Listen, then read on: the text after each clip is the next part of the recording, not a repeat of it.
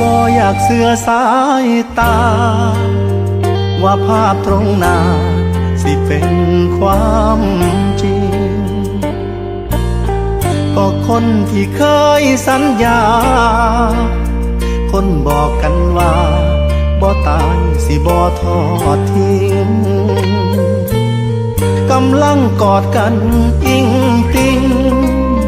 กอดอิงติงอยู่กับผู้อื่นก็ยกให้เพิ่นเบิดใจเมื่อคราวเคียงไกลร่วมใช้วันคืนสิหยุดที่กันและกันหนักร่วมฝ่าฟันยากสิซอยกันเบิ่งจังใดมากลายเป็นอื่น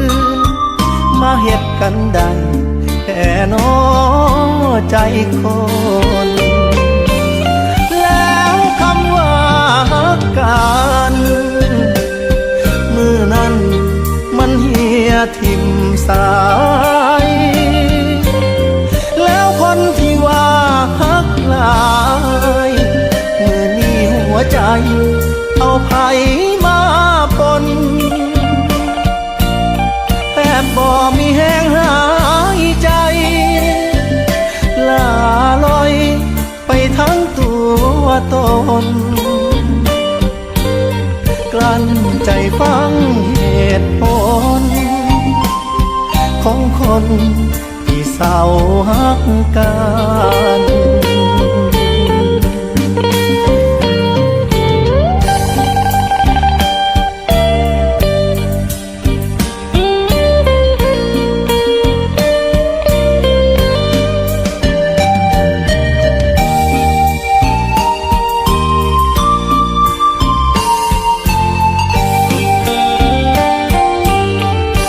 เคยโทษเขาเบิดแฮ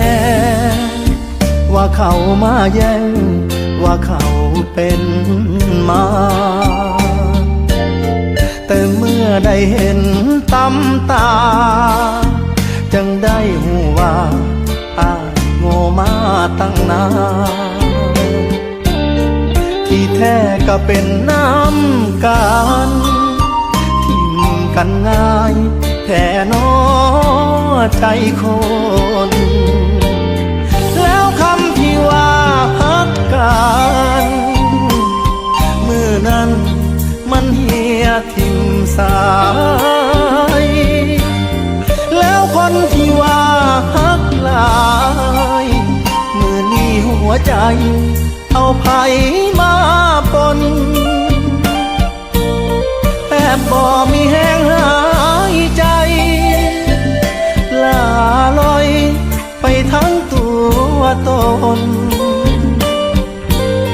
กลั้นใจฟังเหตุผลของคนที่เศร้าฮักกันอ้ายบ่อยากฟังเหตุผลของคนที่เศร้าฮักกัน